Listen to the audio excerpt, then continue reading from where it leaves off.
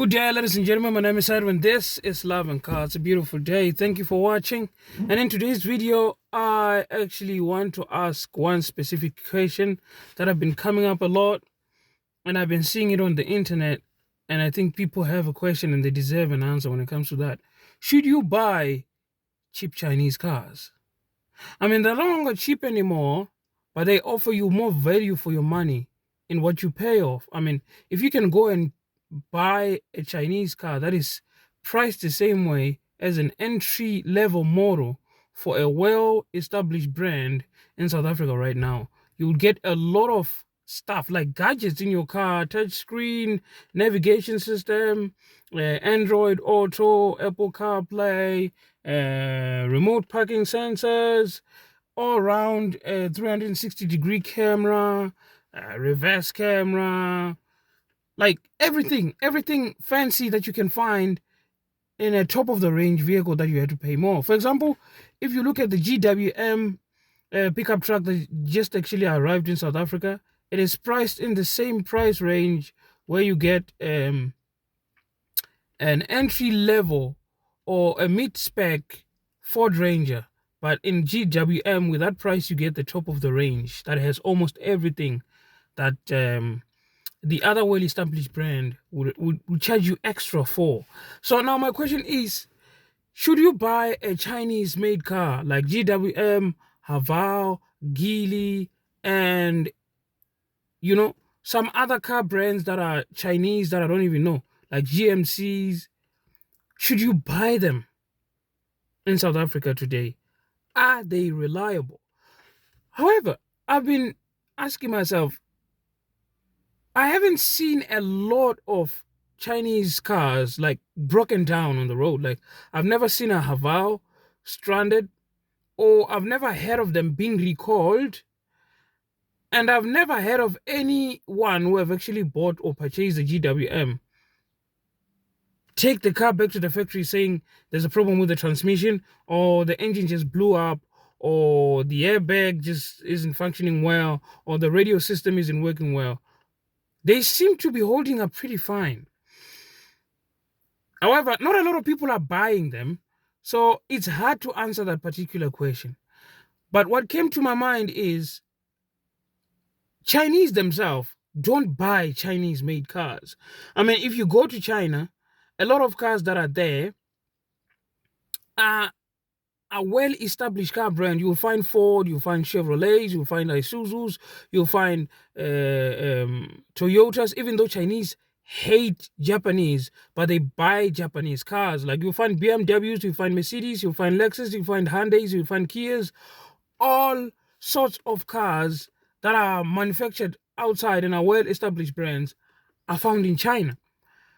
Only the poor community of China that will actually need to move one vehicle from, not one vehicle, actually, goods, like in transporting locally, and are owning a business and want to save money, will buy Chinese cars. Because other brands in China are heavily taxed. So buying an outside brand is more expensive in China.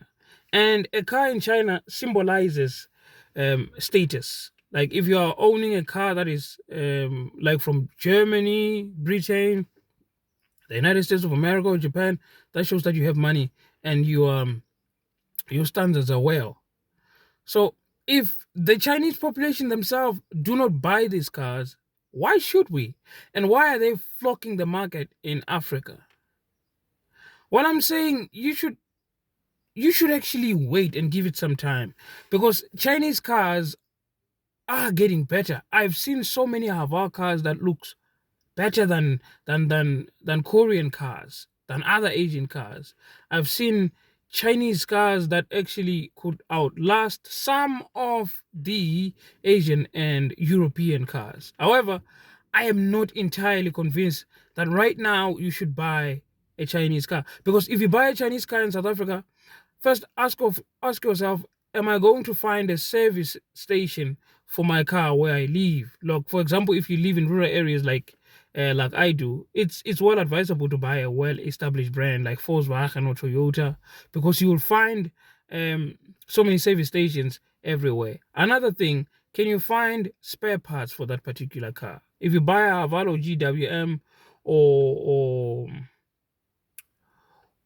Changan, would you find aftermarket parts in South Africa? I mean, if your gearbox break down, if your CV joints break down, will you find a replacement for those specific parts? You must ask yourself that one. And are you actually willing to live with that car for quite longer? Like, are you planning to keep it for a longer period of time? Because what I've realized in GWMs, they absolutely deteriorate after 3 years. Like, people who have owned them for 3 years, after 3 years, they look like they've been owned for 15 or 16 years. That's how the bodywork actually dis- dising- it disengage with each other, and it degenerate itself. Like, that's how it is. I've seen Toyotas that have actually been driven for so many years and still are going even today. I've seen Isuzus that are still going even today. In South Africa right now, I wouldn't advise you to buy a Chinese car yet. At least give it a few years. Like in 5 years' time, I think Chinese cars will be well established, that so many people will be having them on the road, and so many aftermarket parts will be flooded. Like in South Africa and everywhere, it would be easy to find an aftermarket car. Will we see so many Chinese cars on South African roads in the future? Yes, they are actually getting better in manufacturing their own cars. The only problem I have with Chinese is that they don't have their own original car designs. The only thing that they do is to copy from other European and well-established car brands. If they can start designing and coming up with their own cars that actually look and is unique to a Chinese style and a Chinese way, well, I think that will actually be a good thing. Even I would consider buying one Chinese cars. But however, they are influencing the car design and the car market, because remember, China right now is the biggest car market in the world. So many people in China buy cars. I mean, it even surpassed the United States of America itself. The United States of America has now become number 2 when it comes to buying cars. China is number 1. And Chinese looks like they love cars with large grills. That's why you see Audi and BMW, Mercedes, Toyota, almost every car is designing their own cars with large grills, because Chinese love large grills. I don't know what's with Chinese and large grills actually. Maybe that's why Lexus started coming up with a gigantic grill that they call it a shark mouth. But I think it looks ridiculous. Well, we have different tastes when it comes to cars, but that's what I think. Ladies and gentlemen, that's exactly what I had for you today. When it comes to loving cars, I'll be back with more interesting topic later. Make sure you like and subscribe so you can find every single video when I drop every time. Stay tuned. Bye-bye.